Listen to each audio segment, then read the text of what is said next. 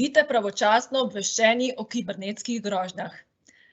Danes nam bo strokovnjak za kibernetsko varnost pri Telekomu Slovenije, Dalibor Vuković, predstavil, kako lahko z analitičnim pristopom in sodobnimi orodji pravočasno zaznamo načrtovanje napada in se primerno zaščitimo. Predavanje bo potekalo približno 30 minut, potem pa bo Dalibor odgovoril na vaše vprašanja. Vkolikor na vsa vprašanja ne bomo uspeli odgovoriti, nam jih lahko zastavite na naslovu kibernetska.varnost@telekom.si. Na tem mestu vas tudi obveščam, da današnji seminar snemamo. Posnetek boste prejeli v naslednjih dneh. Sedaj pa mislim, da je že čas, da predam besedo Daliborju. Dalibor, izvoli, beseda je tvoja. Alja, hvala za besedo.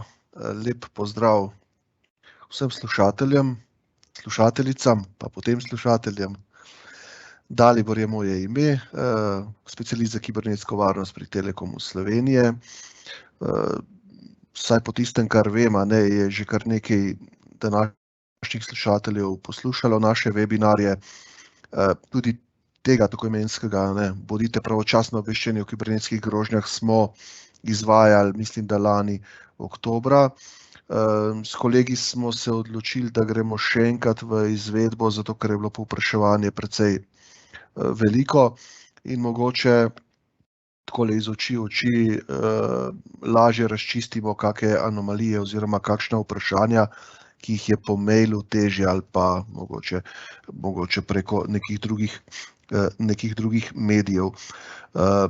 Jaz se danes ne bom fokusiral na neko marketinško predstavljanje produktov, ampak bom čisto s človeške ravni si dovolil nek tak pogovor polurni, mogoče razmišljanja o trenutni varnosti, trenutni kibernetski varnosti in seveda iz tega bomo prišli tudi do tega pravočasnega obveščanja o kibernetskih grožnjah.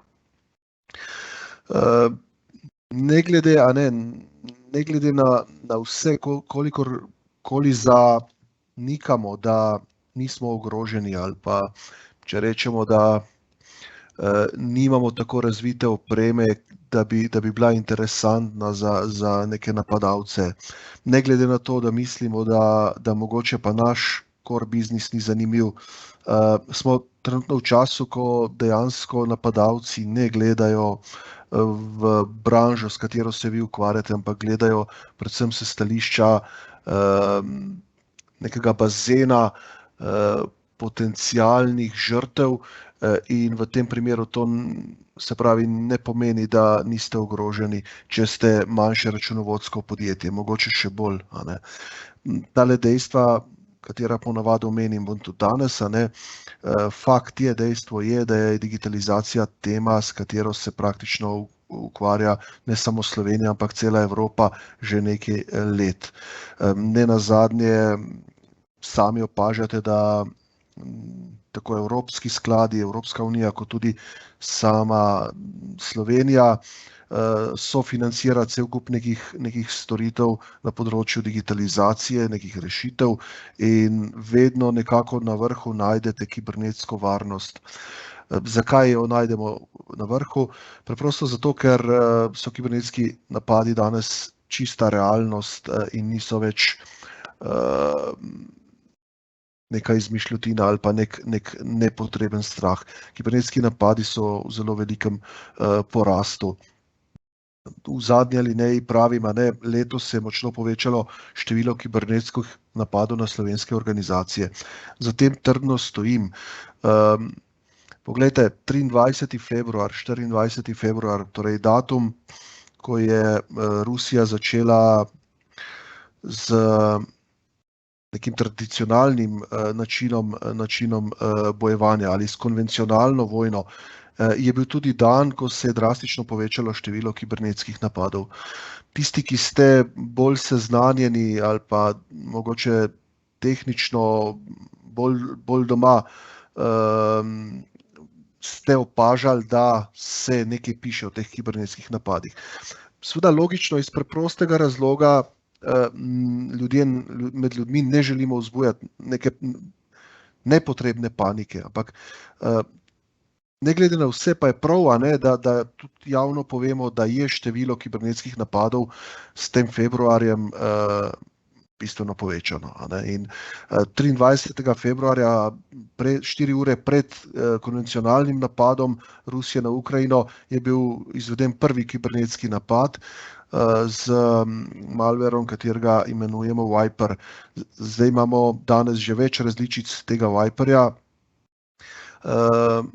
Ne bomo danes izgubljali čas z njim, ne bomo ugotavljali, kaj vse lahko naredi. Nenazadnje lahko tudi pogooglate, pa vidite, gre za neko kodo, ki vam zna zbrisati cel računalnik, cel disk in če nimate adekvatnega offline backupa, ostanete brez vseh podatkov v parih minutah.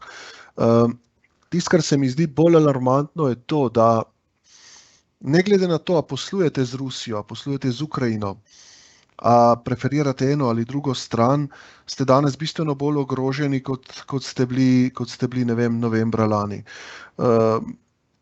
Napadi, sicer če gremo po tej prezentaciji naprej, naj bi se izvajali vsakih 39 sekund. Letno naj bi bilo kompromitirano več kot 30% vseh računalnikov. To je neka statistika. Tudi v Sloveniji, če vidimo na desnem slajdu, piše, da je število obravnavanih incidentov preko našega SICERTA bilo v letu 2020 2775 incidentov. Lansko leto jih je bilo že preko 3000. To bi tako čez palec rekel, da je nekje 10 napadov v Sloveniji na dan. Ampak verjemite, da to ni realna številka. To so podatki, katere vi sami uradno prijavite CERT-u ali ostalim potrebnim inštitucijam. Jaz iz prve roke lahko rečem, smo ekipa, ki smo dnevno v tako imenovanih bojih, vidimo, da je teh napadov bistveno več. In že včeraj smo jih reševali več kot 10. Tako da ni tako, da bi rekli, da so se ustavili na teh 10 napadih. Tisto, kar je problem, je, da same stranke, sami klienti, same inštitucije še vedno uporabljajo precej zastarelo varnostno opremo. In to je tista težava, za katero jaz mislim, da bi mogoče bilo se smiselno vprašati, zakaj ne investirati, zakaj ne iti v naložbo kibernetske varnosti na način, da po neki oceni tveganja vseeno vložimo kak procent več v to, kot vlagamo. Glejte, danes imeti, pa to velikokrat ponavljam, imeti požarno pregrado, ki jo kombinirate z nekim antivirusnim programom, je absolutno premalo. Danes, ko ste žrtve zero-day napadov, velika večina antivirusnih programov tega niti ne zazna. Preprosto ne zazna zato, ker umetna inteligenca ustvari neko skripto, ki je v nekaj bitih drugačna od tiste, katero antivirus pozna, in antivirus spusti. Antivirus reče, ok, nisi v mojem predalu, ne prepoznam te kot škodljivega in zato vstopi v to mrežje. Torej, ko vam nekdo vstopi v mrežje, ko dobi ključ do vašega omrežja, je pa prepozno. Tu naprej bi potrebovali pa bistveno bolj napredne inštrumente, katerih pa velika večina ne uporablja, in zato prihaja potem do kriptiranja celih proizvodnih linij, do kriptiranja nekih računovodskih servisov, do kriptiranja raznih tudi državnih inštitucij. Danes tisto, kar opažam, je, da so nekako banke se zavedajo tega in so na precej visokem nivoju. In ta orodja, katera bi morala večina inštitucij uporabljati, banke uporabljajo, ne vem, neko proizvodno podjetje pa tega ne uporablja. In če danes pogledate, da rabite material, ki je kakorkoli povezan z Rusijo, dajmo reči čisto praktično, želite kupiti nekaj ton aluminija, z neko osnovno zaščito, ne boste zaznali nekega lažnega, ali pa dajmo reči nekega napada na vašo firmo se strani nekoga, ki je v imenu te firme, ki prodaja aluminij, vam poslal mail in vam celo poslal fakturo. Torej, antivirus ni tisti, ki bo zaznal, ali je nekdo prestregel vaše maile, ali je nekdo namesto te slovaške firme, ki naj bi vam prodala aluminij, odgovoril in vam celo poslal fakturo v imenu te firme, v ta PDF račun zapekel nek svoj TRR, na podlagi te fakture vi seveda plačate neko akontacijo in tisti problem, ki ga doživite, oziroma hladen tuš je ponovadi čez teden, dva, ker je ta denar že zunaj. Ko vi ugotovite, da dejansko niste komunicirali z vašim prodajalcem ali dobaviteljem, ampak ste komunicirali z neko hekersko skupino. Ena zanimiva slika, kako je sestavljen web. Glejte, tisto, kar velika večina današnjih slušateljev pozna, je ta Surface web, torej ta zgornji del. Vsi znamo iti na Gmail, vsi znamo na YouTubeu pogledati kak filmček, kak video spot, tudi s Facebookom smo vsi domači. Ampak nažalost velika večina anomalij se dogaja tule spodaj, vidite. V Deep Webu in pa še globlje v Dark Webu. V Deep Webu so neke baze ali pa neki podatki, ki niso indeksirani, katere Google ne indeksira. Jih pa indeksiramo z drugimi orodji. Pod tem je pa še tako imenovani Dark Web, kjer pa verjetno zdaj že prek medijev večina ve, da lahko kupite, kar si zamislite. Od orožja, mamil do kibernetskega napada. In če nekdo zna priti na ta Dark Web in če ste mu vi interesantna tarča, zakaj ne bi plačal in pobral neke smetance. Glejte, čisto praktičen primer je bil en mesec nazaj na hrvaškem A1. Hrvaški A1 je bil napaden z eno malware skripto, katero je plasiral not takim nadobudežem rečemo skript KIDI. Kupil je na Dark Webu, na Darknetu je kupil za nekaj 100 evrov ali pa dolarjev v bitcoinih, seveda, skripto, in jo je prek phishing napada plasiral v vaše okolje, ali pa v okolje A1.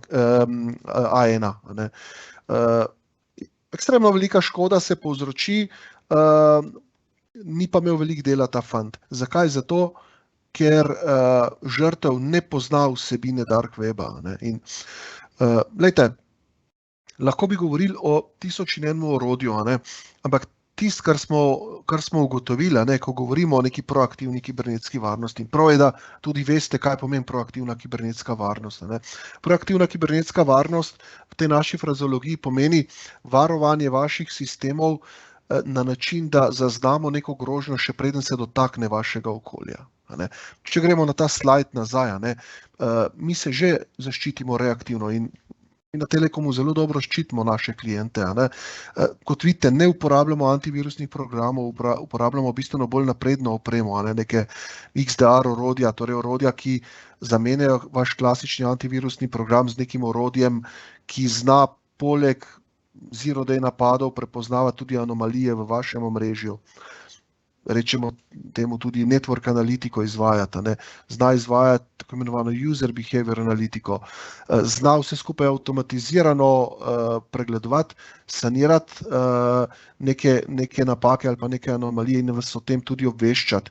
Ne nazadnje, od zadnje tudi naša ekipa, ki 24 ur na dan bdi nad vašo infrastrukturo. Torej, to nekako smatramo kot tisto najvišjo dodano vrednost. Torej, ne samo orodje, ampak osebo živega človeka, ki zna tudi ob 2 zjutraj, ko pride do napada, pogledati, zakaj gre v tem napadu, izvesti postopek triaže in izolirati vašo delovno postajo z namenom, da vam ne bi sistema okužili. Ampak vse to je tako imenovana reaktivna varnost. Torej, če si predstavljate tam v fizičnem smislu na Gregorčičevi enega policaja, ki varuje parlament, ali pa vlado, on dejansko stoji tam, ima neko streljno orožje z namenom, da odganja napadalce, noter v prostoru ima videonadzorni sistem, alarmni sistem, da bi alarm zatulil, če se nekdo po domače rečeno prešverca not, da bi mogoče videonadzorni sistem mu pokazal, če se kdo okrog objekta sprehaja. Ampak to vse reaktivna varnost. Ta policist bi manj dela imel oziroma bi bil mogoče manjša žrtev v primeru napada, če bi vedel za kakšno informacijo, preden bi sploh prišlo do napada. In temu rečemo potem prediktivna ali proaktivna kibernetska ali pa generalno varnost. Torej, če si predstavljate, če bi tega policista neke obveščevalno-varnostne strukture obvestile 2 dni prej, poslušaj, Gregor, zaznali smo, da se neka teroristična celica na Dunaju pripravlja, da ima namen priti v Ljubljano in da bo napadla objekt na Gregorčičevi, on ne bi rabil tam stati. To skupino bi lahko omejili že na meji, že na karavankah bi jih čakali s specialno enoto, jih uklenili in jih pravočasno eliminirali iz omrežja. Glejte, ravno to počnemo v kibernetskem prostoru tudi z določenimi orodji.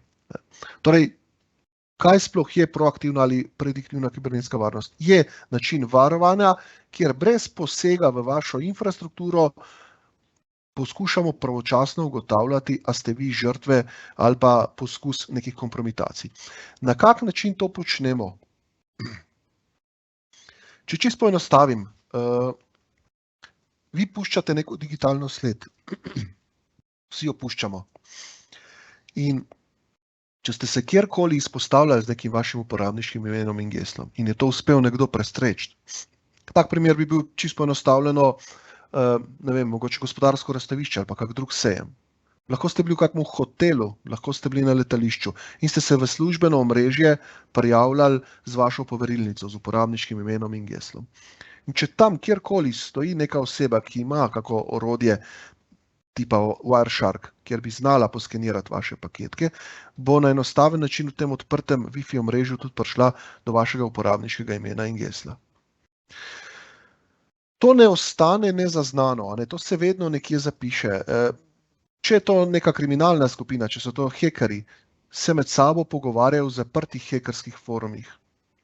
Če je to nek samostojni jezdec, nek kavboj, če mu rečemo, je nekje na Darknetu zbral količino podatkov in jih je dal v prodajo. Zakaj? Zato, da vaša gesla proda za neko normalno ceno in vas bo nekdo drug zlorabil. Ni njegov cilj, da bi vas on potem napadal. Če dobi vašo, ne vem, bančno kartico nekje, jo bo zlorabil na način, da jo bo prodal na Darknetu. In če imamo mi dostop do teh podatkov, lahko prediktivno napovemo kibernetski napad. In ravno to je filozofija threat intelligence-a, cyber threat intelligence-a ali pa zaznavanja nekih anomalij v kibernetskem prostoru. Jaz ta trenutek začenjam deliti z vami en ekran, eno sliko, ki ni več prezentacija, ampak je eno orodje, katerega uporabljamo za to vrstne zadeve. Glejte, v praksi, če ste vi neka inštitucija, ni pomembna velikost. Se vedno naven identificirate z neko domeno. Imate, če ne drugega, nek svoj web naslov, abc.sc, abc.com. Po navadi imate tudi neke svoje maile, dalibor@abc.sc ali pa dalibor@abc.com. Imate neke zunanje IP naslove, s katerimi se identificirate. Imate cel kup enih podatkov in ravno po teh podatkih mi prediktivno iščemo in rešujemo naše stranke. Torej, jaz danes nisem želel delati primera na neki slovenski družbi. Zakaj? Zato, da ne bi mogoče nehote koga izpostavljal in mu ustvarjal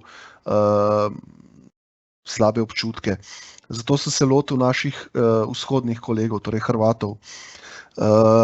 Glejte, na enem praktičnem primeru bomo pogledali, torej, oziroma bomo si kar 2 primera danes ogledali. Zelo pomembna inštitucija v vsaki državi je policija. Policaji načeloma naj ne bi prekomerno puščali nekih sledi, naj se ne bi izpostavljali. Ampak ne glede na to, da se oni ne želijo izpostavljati, hekerske skupine do teh podatkov pridejo na tak ali drugačen način. Največkrat s phishing napadi. Torej, če izvedem uspešen phishing napad na vašo infrastrukturo in vas uspem prelisičiti, da svoje uporabniško ime in geslo vpišete v nek kloniran strežnik, vi seveda mislite, da ste ga vpisali v svoj računalnik, vpišete ga v klon. To ste videli zdaj prek e-asistenta par mesecev nazaj, ko so učitelji po osnovnih šolah pisali uporabniška imena in gesla v e-asistenta, niso pa vedeli, da pišejo v kloniran strežnik. In ko so ko so kibernetski kriminalci dobili ta gesla, so prek Facebooka mulcem prodajali izboljšanje ocen. Se pravi, si rekel, da si Grega Malnarjev v 7. C razredu in si želel pri matematiki 5 in je z geslom učitelja vstopil not in ti je spremenil redovalnici oceno. Ne?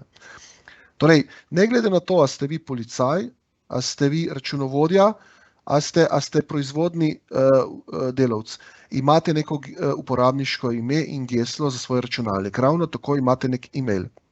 In če rečemo, da s phishing napadi prihajamo do teh podatkov, se recimo hekerji ne želimo izpostavljati na način, da bi potem mi, ko dobimo uporabniško ime in geslo od vas, da bi to zlorabljali, ampak je bolj enostavno to prodati na črnem trgu, da to nekdo drug izkoristi. To je čisto podobno neki pobalinski skupini, ki vam ukrade mobitel, ukradejo vam, ne vem, fotoaparat in ga bodo prodali na bolhi. Zakaj?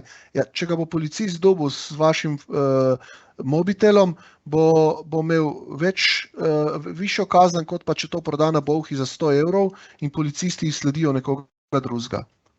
Isto to se dogaja na Darknetu. Torej, vaša uporabniška imena in gesla, ki so ključ od vaše hiše, pokradejo in jih na Darknetu prodajajo.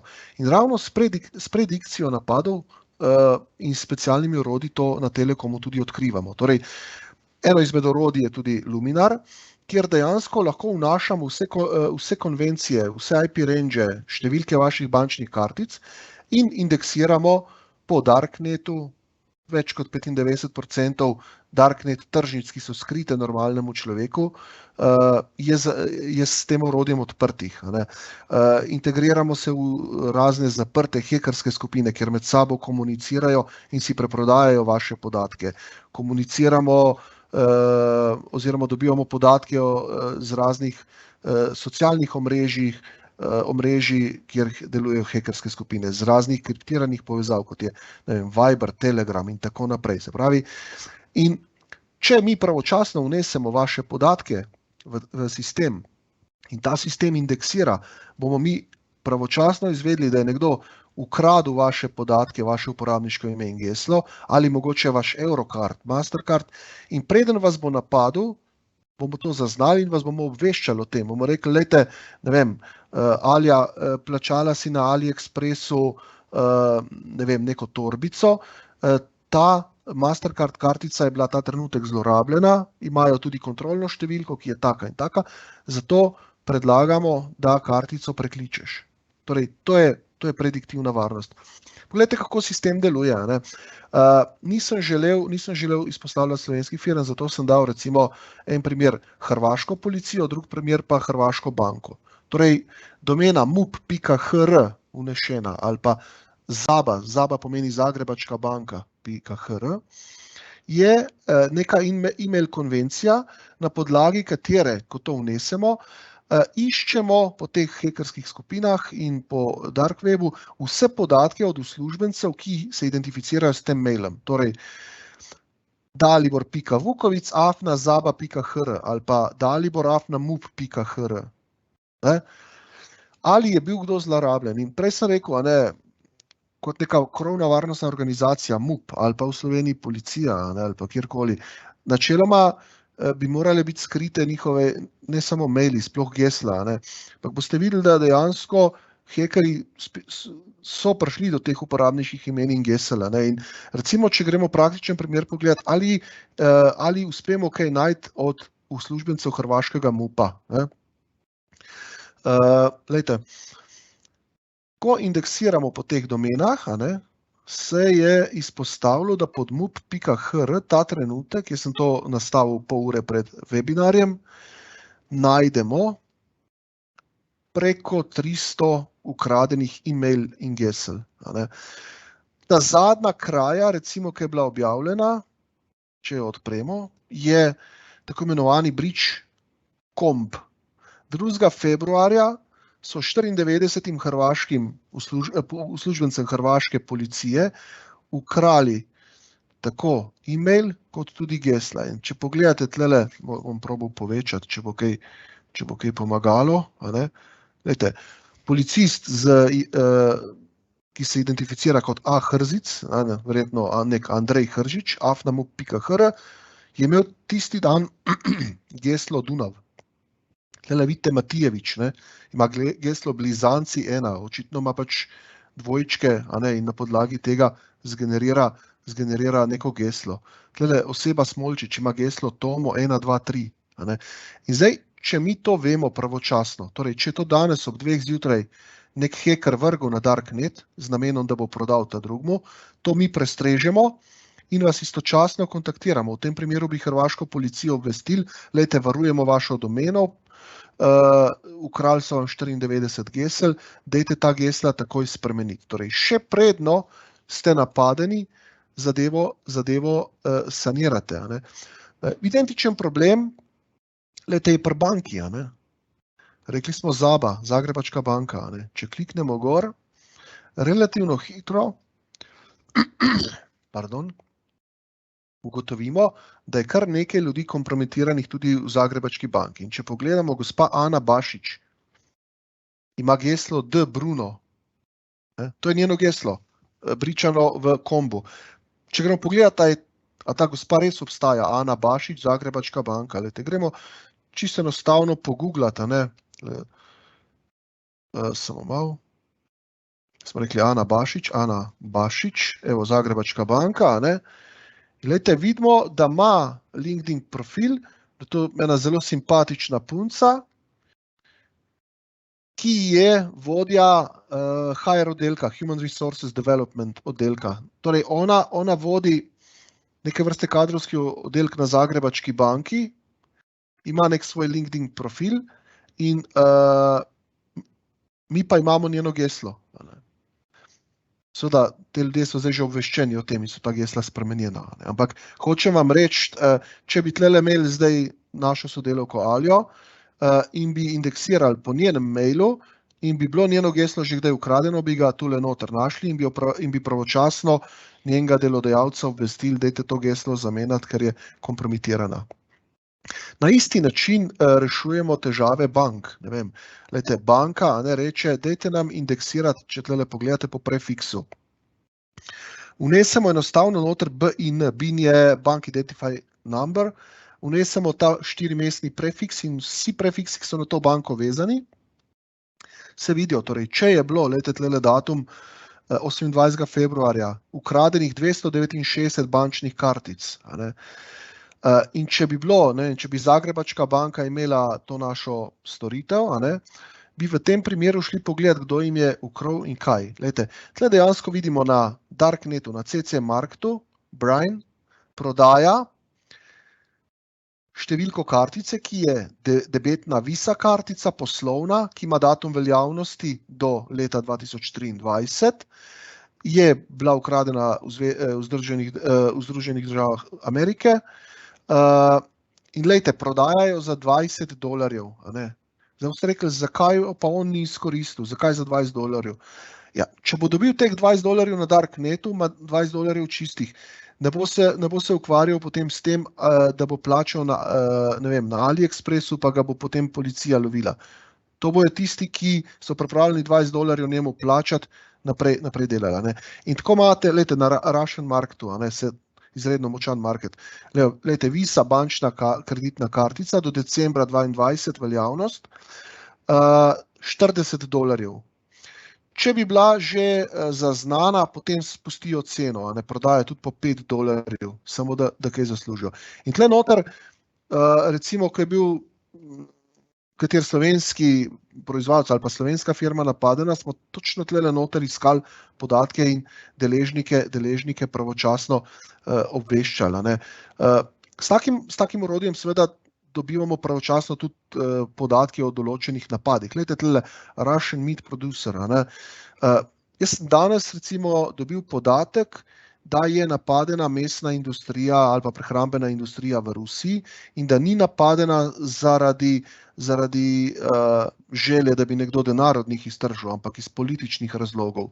Se pravi, sam prediktivni napad za nas pomeni dejansko, oziroma prediktivna varnost za nas dejansko pomeni neke vrste obveščevalni podatek, s pomočjo katerega lahko potem vas klijente adekvatno zaščitimo in pravočasno zaščitimo. Seveda to kombiniramo z našteto drugih orodij, ampak pomen same prediktivne kibernetske varnosti je pa točno ta filozofija, katero sem danes želel z vami deliti. Moje pol ure je minilo, tako da jaz se bom tule ustavil s predavanjem, ustavil z webinarjem, vas bom pa pozval k vprašanjem, če ta vprašanja seveda so. So, Dalibor, je en kup vprašanj, en kup tudi provokacij celo, ampak Dajmo s provokacijo.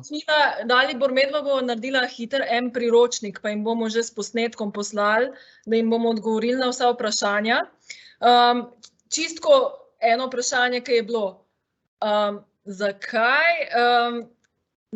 je zdaj toliko veliko kibernetskih napadov, ali je zdaj to res, ne vem, vojna vsega kriva in kaj ti meniš, kakšne bodo posledice zdaj to ali na svetovni ravni ali pa oziroma za slovensko gospodarstvo. No? Tako. Ja, to je predvsem politično vprašanje oziroma filozofsko vprašanje. Da so provokativna, lej. Ni problema. Mislim, jaz lahko povem svoje mnenje oziroma na podlagi tistega, v kar imam jaz vpogled.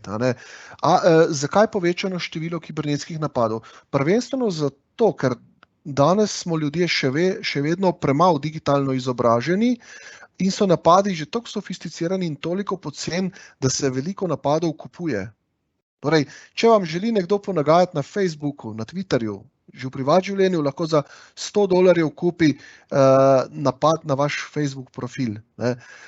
Če vas želi nekdo poslovno kompromitirati, lahko konkurenca za $1000–1500 kupi napad, ki vam bo, ne vem, DDoS-ov spletno stran, lahko tudi ceneje, lahko tudi za $500.